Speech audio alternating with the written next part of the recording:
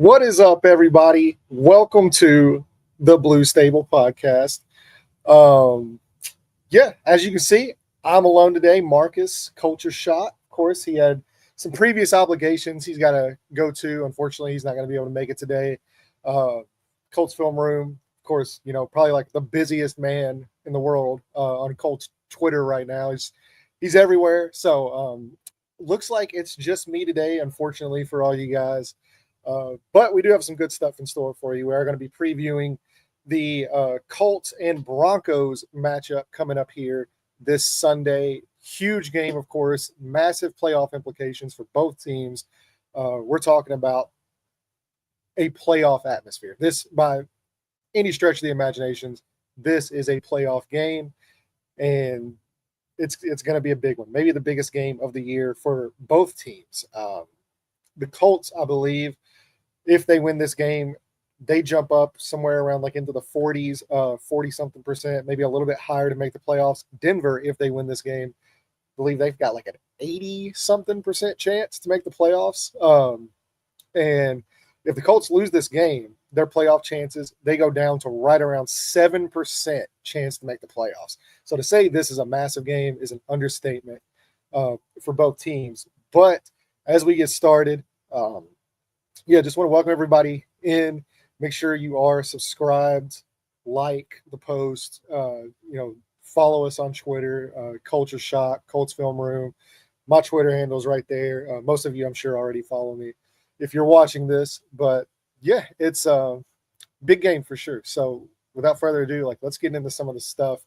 To me, that the Colts are going to do to win this game, if it's possible. This is a really, really, really stout defense. The offenses for both teams, relatively similar, right? There's not too much of a difference there. I think the Colts do rush the ball a little bit better, but overall, they're very similar numbers on offense. The Broncos average about 23 points a game. Colts are right around 20, 21 points a game. So not really too much different. Where the stark contrast is, though, is the defensive side of the football here for both teams. The Broncos are 6th in the NFL in run defense. They're allowing under 95 yards per game. And really, the tail of the tape is going to be the points. The Broncos are 2nd in the NFL in points allowed per game on defense, only giving up 18 points per game. They're 8th in total defense. The Colts, on the flip side of that, are almost in the complete opposite scenario. The Colts are 29th in total defense, ranking 31st against the run, 26th against the pass, and 18th in points given up per game. So if there's ever a week that the Colts defense is going to have to step up, man, this is going to be the one, right? The offense, like I said, offenses are very similar as far as the numbers go, but they do things in a little bit different manners. The Broncos are much more relegated to ball control, hitting the underneath. Very Sean Payton. If you've been around the Colt, or if you've been around, following the NFL for quite a while, you're familiar with Sean Payton and what they like to do. High completion percentage, get the ball out quick, get it into the playmakers' hands. They don't have a dominant running back, but I do think Jaleel McLaughlin has been, by all imagination, their best running back, but they're probably still going to go to more of a committee. The Colts are 2nd worst in the NFL in run game. They're giving up like 150 yards a game, and that's just not going to get it done. Whenever you're looking at this Broncos offensive line, they've been one of the top 3 units basically the majority of the year. They've controlled the line of scrimmage. They don't give up a lot of sacks. Garrett Bowles, of course, we just saw got a massive extension this week. Well-deserved for him. They played with a lot of high effort there along the offensive line. The Colts defensive line, I do think, has been relatively good. The interior, especially with DeForest Buckner, since he's returned, they're not really rotating those guys much. Buckner has been on the field much more the last 3 weeks than he was previously. Those rotations have really slowed down. So with him and Big Grove there, they're catching a lot of double teams. they're opening up those gaps and they're really forcing the linebackers to shoot those gaps and make those tackles. And that's really where this Colts defense has struggled, is linebacker play and safety play. Right. I think Nick Cross has done some good things, but the linebackers, this has got to be a massive game for them. Whether it's in pass coverage, where they're ranked, I want to say like in the bottom 60, 70 ranked, maybe even a little bit lower in pass coverage. This is by far, I think, just in my opinion, and I'd have to check the numbers on it, but just in my opinion, this is the worst um, pass coverage linebacker group in the National Football League that they're rolling out there right now with Zaire and EJ Speed. They just get targeted every single week. Obviously, you know, the Colts are coming off a bye week. We're coming off a bye week as well here at the Blue Stable. So we didn't really get much into the Patriots game, right? But I think you really kind of saw it with Drake May and those guys. Drake May had a career day against this defense, and luckily AR, was able to put the team on his back in the last minute, going on 19 play, which is insane drive to win the game. That 2-point conversion, multiple fourth downs converted on that drive, just put the game, or put the team on his back to go out and win that game. That's against the 3-win Patriots team. This team in Denver, they're an 8-win team. They're in prime position to make the playoffs as that wild card seed. You just got to play better the whole game. You can't just put it all on Anthony Richardson's shoulders in this game. You're going to have some help along the offensive line, the running game.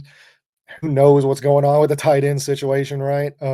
That's just been kind of a disaster. But yeah, this is going to be a big game for this Colts defense and this linebacker group, and really the safety play as well is going to have to be at a premium. I think the corners for the Colts have done a relatively good job. I think Kenny Moore has played well for the majority of the season. He's had a couple games that he want to have back, but majority of the season he's been Kenny Moore, and we know what an impact he makes. Jalen Jones has been great. Womack has been a phenomenal spark plug for this secondary. Nick Cross has really come along. Julian Blackman really up and down this year. That's going to be the key to me is Julian Blackman.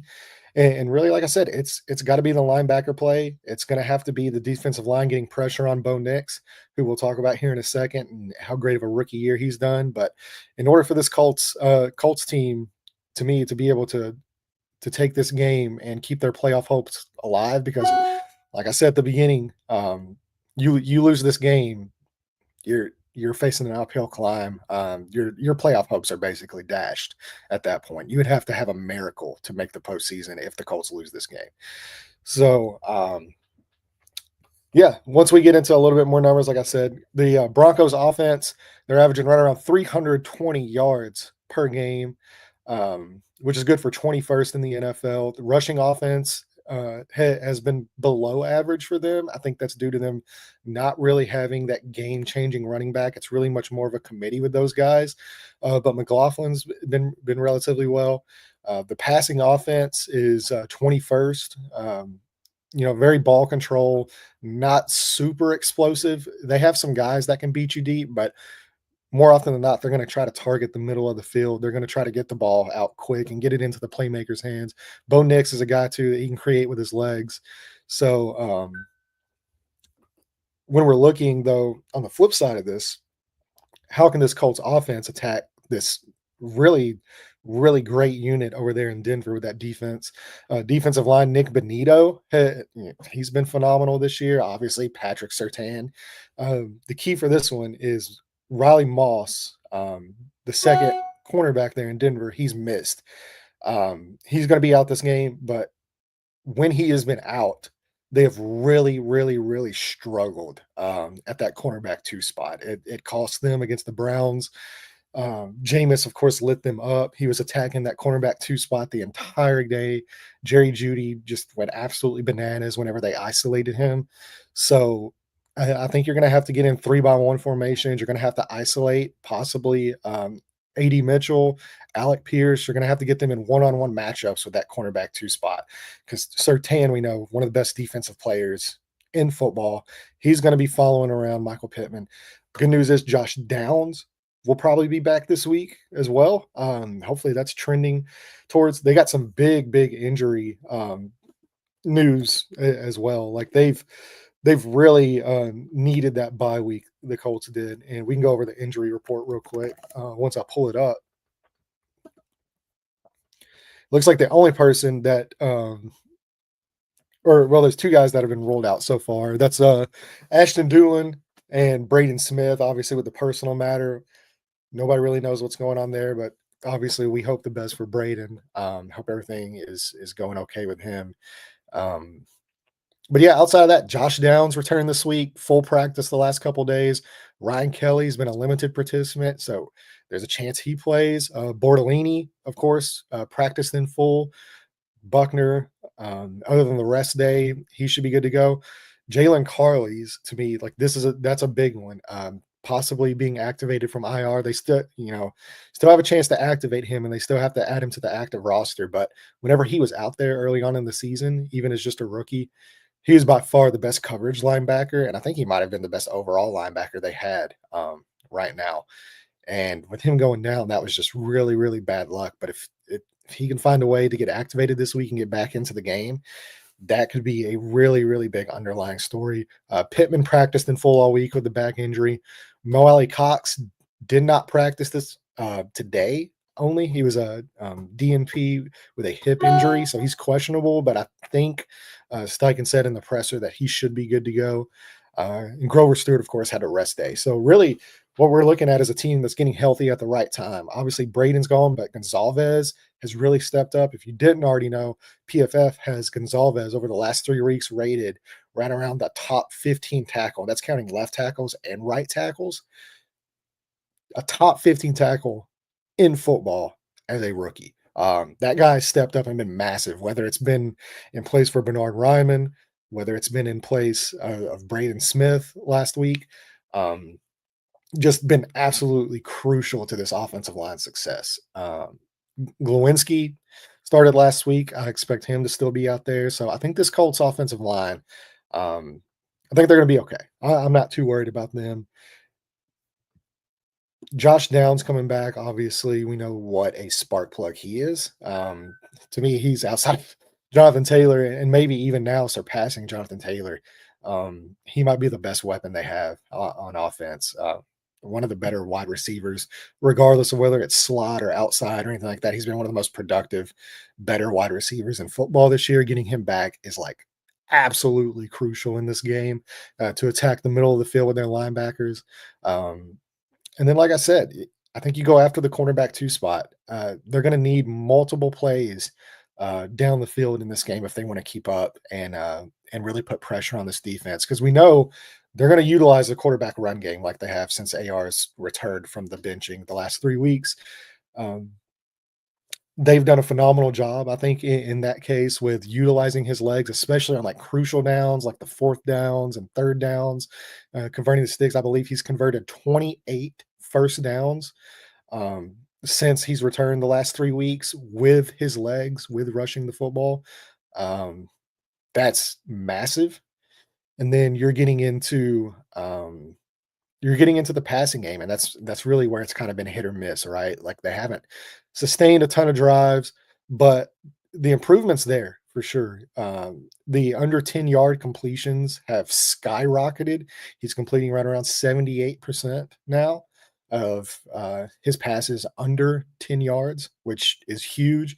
So hopefully they continue to this game plan that they've had over the last 3 weeks of getting the ball out quick, getting him easy reads, utilizing the quarterback run game, letting Jonathan Taylor really kind of go to work in that run game with him as well, and getting Josh Downs back cannot, that can't be overstated. So there's a lot of different ways they can attack this Denver defense, but I think end of day, they're going to have some explosive plays in this game. Guys are going to have to step up for Anthony Richardson, which hasn't really been the case for the majority of this year. We've seen a lot of dropped balls, a lot of balls where, they're not getting 2 feet in. So technically that doesn't count as a drop, but they're not getting both feet in. And it goes down as an incompletion, in the day. So guys are going to have to step up. There's not really much more to say other than that. I'm sorry, I'm not used to really hosting a show on my own. I'm usually, have somebody to bounce ideas back off of and talk and have some answer questions to and stuff like that. But really it's just me talking today, which is not my forte. Not much of a talker. If you got any questions in the comments, go ahead and drop the questions. We'll answer what we can as we continue going over this, but trying to think of what all they've got. So they wrote down some talking points for me to go over. Is one of the first one is, can Anthony Richardson lead the Colts to victory this week? Obviously, we have the 2 game-winning drives in the last 3 weeks. The main thing for me is really like, you don't want to put him in that situation. I mean, he's proven multiple times now, whenever he is in that situation, he can step up. The fourth quarter and overtime, I believe he is tied with Patrick Mahomes in EPA, or at least he was last week. I don't know, with this last week's games added in. I don't know if that's still the same, but the guy is cold blooded in the fourth quarter. We know this. The key is not letting it get to that point. You don't want to have to continuously dig yourself out of holes. And you're asking your young quarterback, who is now going into his 14th game, as a starting quarterback, just 14 games. So it's not even a full season. Um, you don't want to continuously have to ask him to save you, every single week. So I think, can he lead them to victory? Yes, he absolutely can. But to me, it's not all on him. It's not on his shoulders just to constantly dig this team out of holes and make up for mistakes, whether it's coming from the tight ends, whether it's coming from the offensive line. He's been the 7th most pressured quarterback. If you look at pressure percentage allowed, he's been under constant duress here recently. I think some of that's kind of getting cleaned up with Glowinski in and Gonzalez being the kind of staple he has. Getting Bernard Ryman back, of course, is big. If Ryan Kelly plays this week, I think that's I know, like, he's been really up and down, but I think they missed kind of his veteran ability to make those calls at the line of scrimmage and to get guys in the right position. That is something that he does excel at, with him being a veteran. He's played this game now going on, um, you know, 8 years, I believe. This is his 8th season. So this isn't new territory for him. That's something I think they've sorely missed along the offensive line since he went down.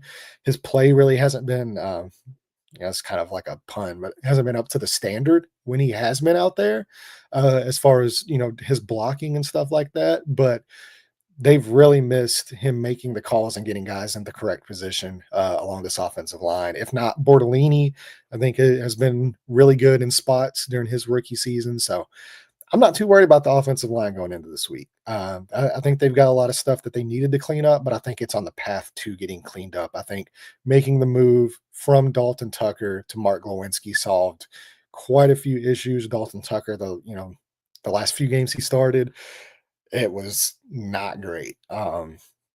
Pretty brutal stuff getting put on film out there for him. So I think Glowinski coming in last week, short, you know, basically no training camp, no off-season program, just getting thrown in there. I thought he did a phenomenal job for what was being asked of him. That's a tough spot to put somebody in, and it just kind of shows what a vet he is. And now he's got, had the bye week to prepare. He's got all this week to prepare.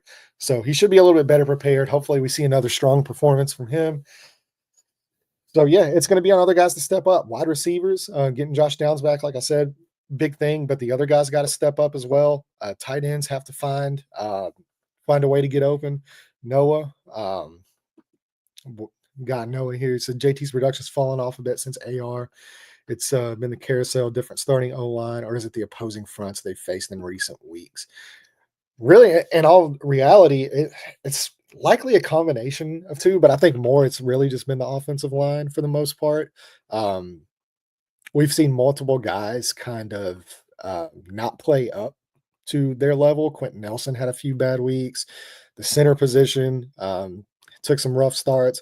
The interior, because it's for a while there, like you had Nelson really going through a rough stretch, and then you had Bortolini and Dalton Tucker, both rookies, kind of having to pick up. And whenever Quentin Nelson's playing bad, and then you're starting two rookies next to that guy, it's going to be hard to run the ball. I thought you saw them have success with kind of outside run designs where they were really hitting the edge, but those runs up the middle that they've been so good at for the most part over the last few years with Jonathan Taylor, his ability to kind of get small and be patient and hit holes on the interior, those holes were really non-existent. And that's going to be a big thing this week. Is they're going to have to create holes in the running game.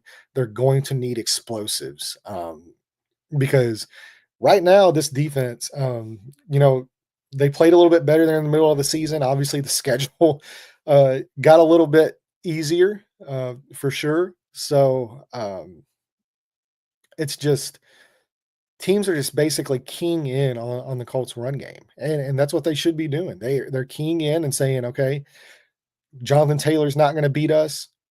Anthony Richardson, the quarterback run game, you might get a few, but we're going to bet that you're not going to run him constantly all game long because that opens him up to injury. And we're going to dare you to pass the ball. And that's what they should be doing. That's exactly how you should attack this Colts offense.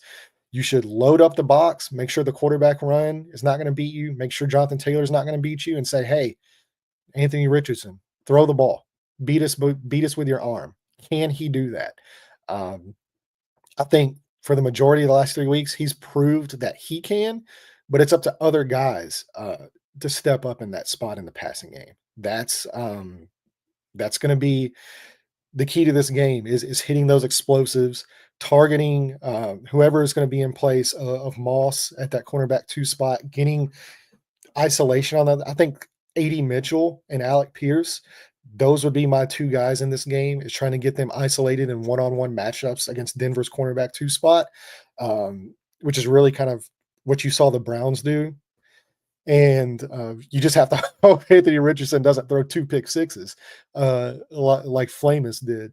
Because, outside of that, they tore him apart through the ground or, through the air. So you let Josh Downs convert, you let him get open underneath and convert those first downs, but you really look for those explosives. And this could be a week that it's going to be needed because this Denver defense, like I said, they're second in the NFL in points given up.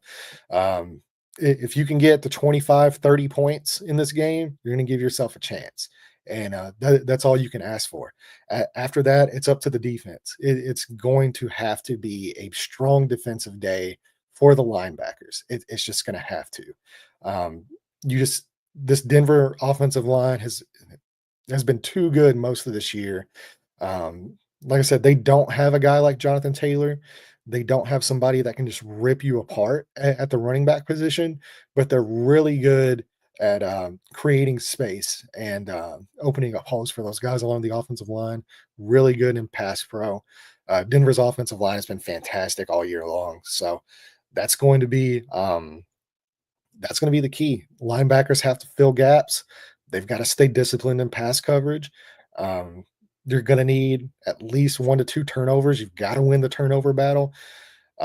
This isn't just a run of the mill 3-win AFC team. This Denver team, I mean, this is an 8-win team going for their 9th win in 14 games. So, and like I said, this is a playoff game, and they're at home in Mile High, and we know what Mile High is.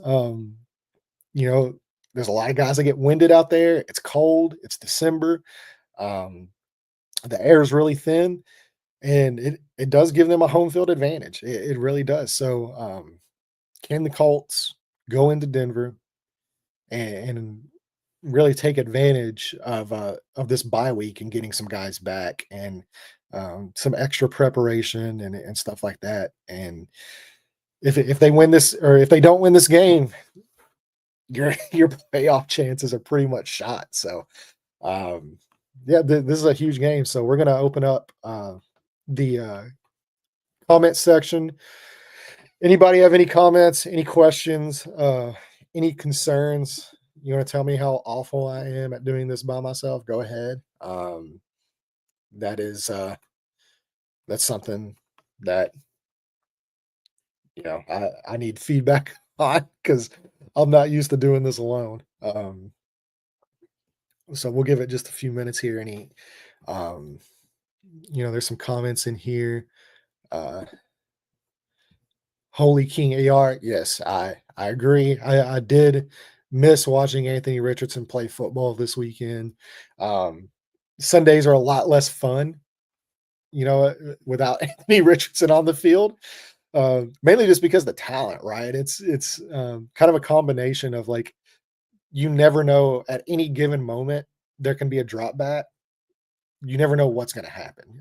It could be a horrendous play, but it could also be one of the greatest plays you've ever seen on a football field. And I think not having that, um, it sucks on Sundays.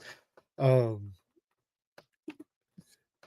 Here, Adam here. The vulnerabilities exposed by the Browns that we can exploit. I kind of touched on that. Obviously, like I said, with that cornerback two spot, I think that's where you need to target. In the passing game, you want to try. Obviously, you want to try and sustain plays, right? Um, Sustain drives, keep Bo Nix off the field. Bo Nix, who, like I said, we didn't even talk about Bo Nix. Um, Nix has really been really impressive as the season has moved forward. Early on, there were some struggles, just to be expected. I mean, he's a rookie. Like he's played a lot of football, like a lot of football. I'm pretty sure. Um, was it like 5 years? I'm trying to think. Like I remember watching that guy whenever he was at Auburn, um, and it was like I want to say like me and my wife were just like a few years into dating, and he was, a freshman at Auburn, and yeah, we're about to celebrate like our 8th anniversary here in a few weeks. So, um, yeah, guys, pretty, play a lot of football in college, but he is still a rookie in the NFL. It's a different game, and there were some struggles there early on. I think Sean Payton has done a wonderful job with Bo Nix. I think Bo Nix has really taken to the coaching, gotten more comfortable in this offense. He's really not trying to hit the home run shot every single play like he was earlier in the year. Uh, Early on, man, they were really pushing the ball down the field. They were pushing the ball down the field at a pretty high clip. Um, and that led to some hits, but it left a lot to be desired as well. There are a lot of misses on that. I think he's kind of settled in here over the last few weeks and is playing some of the best. He's in the running for rookie of the year, in my opinion. I know Jaden Daniels had it unlocked the first, month or two of the season, but Bo Nix has come on strong enough that I think he warrants being in those conversations for offensive rookie of the year, especially if they do make the playoffs. This is a big game for that.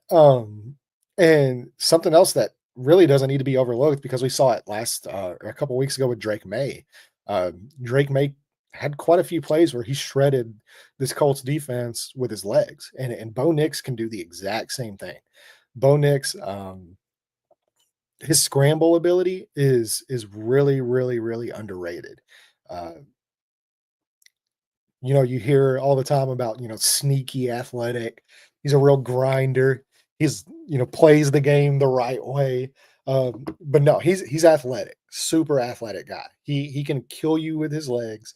Uh, he's going to beat you with his arm more often than not. But if you give him the opportunity, he will convert and he will run the ball in a big way. So that's going to be something that you do have to worry about for sure. But Bo Nix, man, he's in the discussion, offensive rookie of the year for sure. So this is going to be a tough game against a tough team. Denver's a tough team. You don't win 8 games by accident, regardless of who your opponents are. And this is a playoff game. It's technically not in the playoffs, but it is. You win this game, you give yourself a chance. The next 3 weeks, you got the Giants, the Titans, and the Jaguars. All 3 extremely beatable teams. You can beat those teams, especially, we lost to Jacksonville early on in the season, but, they're starting Mac Jones now. They've got a litany of injuries. The Titans, Colts have already beat them once. I think you can do it again. And the Giants, who knows what is going on in New York. So to me, this is the biggest game of the season. This is going to determine whether the Colts get into the playoffs or not. If they lose this game, like I said, their playoff hopes drop down to right around 7%. Uh, that's not great.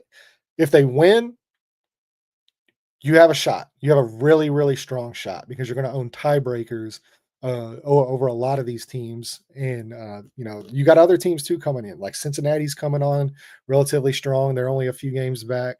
You got to give yourself the best chance possible. This is a must win game. You got to win it or else your season's looking cooked. So, yeah, not really too much, left after that. I do think Anthony Richardson, he's got it in him to go in there and perform. I'm excited to see how big that arm looks in that thin air up in Denver. I think he's going to be able to throw the ball, like Uncle Rico, like right over them mountaintops there in Denver. He's got a chance to let that thing fly this week, and I think it's actually a pretty good opportunity based on what the Browns game looked like and based on what that cornerback 2 spot with Riley Moss missing this game. They have a chance to take advantage of some of those deep plays down the field. Can they do it? Can the guys step up and make tough catches? Can they withstand the drops? Can the tight ends finally get involved? That's another big thing. Usually the answer is no, right? Usually they hurt way more than they help, but it's going to need to happen. I think the Colts getting back some key pieces with guys like Josh Downs, possibly Ryan Kelly. I think Jalen Carley's is super underrated if he is active on the 53 on Sunday. That could be a very, very big underlying thing that kind of goes under the table, but it could play a big role. And I just me personally, I think if he is healthy, he needs to be a starting linebacker out there. He's got to be out there on the field moving forward. So we'll see what happens. It's going to be a tough game. I'm not really in the prediction game. I know, like they put that on the thing is like we're going to give you our predictions. Like I'm not really big into predictions. I mean, unfortunately, like if I had to say, it's tough because the Colts don't really get blown out, right? You don't really see them lose or not lose, but you don't really see them play games where they're just getting absolutely blitzed and it's, 30-7, going into the third quarter or fourth quarter, something like that. Every game is usually right around one possession. I think if it's a one possession game and Anthony Richardson has the ball, I think they win the game. I really do. I feel that strongly in his ability to come up in clutch moments. To me, it's going to be the middle of the game. The Colts have this tendency to get out really fast and get fast starts, and they finish strong in the fourth quarter, mainly due to quarterback play. But that second and third quarter is where they just absolutely fall apart, whether it's on offense, whether it's on defense. Maybe it's even special teams with Matt Gay missing some balls. Matt Gay's been phenomenal here recently. So you got to find a way to mitigate that second and third quarter barrage that Denver's going to throw at you. Can you get out to a fast start? Can you keep it close in the first two quarters? And then in the fourth quarter, we know Anthony Richardson steps up in crucial moments. Can he finish the game? With it being a home game, I'm going to say Denver wins just because I need to see this defense prove it in a big game that they can step up and play. I haven't seen it yet this year. They've played well in spots against some relatively bad teams, but this Colts team has yet to put on a complete game where the offense shows up, the defense shows up. Matt Gay's hitting field goals. Sanchez for largely probably all of the season has been an absolutely weapon as a punter, but he's a punter. You don't ever want to see him out on the field. That's not if Rigoberto Sanchez has got to go out there and make plays, then that's not boding well for you. So can this team finally play a complete game? They're going to need to to beat this Denver Broncos squad. Until I see it, I have a hard time saying that it's going to be a definite yes. So I'm going to take Denver to win this game. It's going to be a close game. I'm going to go Denver 24, Colts 21. I'm going to go 3 points, basically just the home spread there. And yeah, we'll see. Hopefully, I got my guys back with me next week to recap this game. Hopefully, we're recapping a Colts win. I love it when I'm wrong, which is actually more often than not. So that should be pretty soothing for everybody. If I'm picking the Broncos, usually, I'm kind of an idiot, so I'll usually end up wrong, which is good news for all you guys. Hopefully we're recapping a Colts win here on Tuesday. That's the goal. And if the Colts win, I think the playoffs, it's a strong possibility. And if they can sneak in, all you got to do is get in, right? If you could sneak in, you have a chance to make some noise. So biggest game of the year. Can't wait for Sunday. I got a brisket going to be going on the smoker Saturday night, getting ready for this game in Mile High. Got some nice weather, up here as well. Going to be right around 70 degrees, which is crazy for December, but it's got some nice weather, got some brisket, got some brews, got some TV. We're ready to roll. So hopefully, like I said, we're here Tuesday recapping a Colts win. Thank you guys so much. Like I said, I apologize. I'm just not used to doing this by myself. But if you enjoyed the show, you'll enjoy the next one much better once we have a full crew with us. We will KC doesn't have anything to play for against Denver. That's a Broncos win, unfortunately. It's possible, but they've got a tough schedule down the stretch. They do. And KC, like, for whatever reason, Andy Reid, like, they normally don't set guys. They like to keep it rolling there. So they don't like going into the playoffs cold. So especially too, because it looks like they're going to have a bye week. So do you really want those guys setting 2 weeks in a row, possibly getting cold and then going in, to your first week or your first game in 2 weeks, going into the divisional round?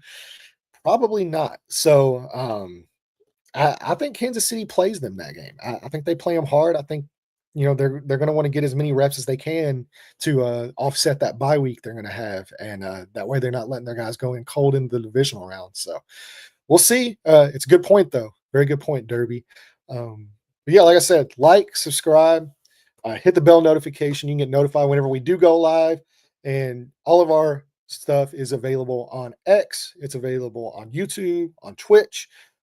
Wherever you consume content, we're there. Podcast audio versions are available on Amazon, Spotify, Apple Podcasts. We're everywhere that you can be listen or watch or anything like that. If you enjoyed it, we appreciate you. And we will see you guys on Tuesday to recap this game. Hopefully we're going over some good news. But yeah, just enjoy it. Enjoy watching Anthony Richardson play football. We only got a few more weeks of it. Season's going by really quick. So enjoy it while we can. And we will see you guys here in a few days. Go Colts.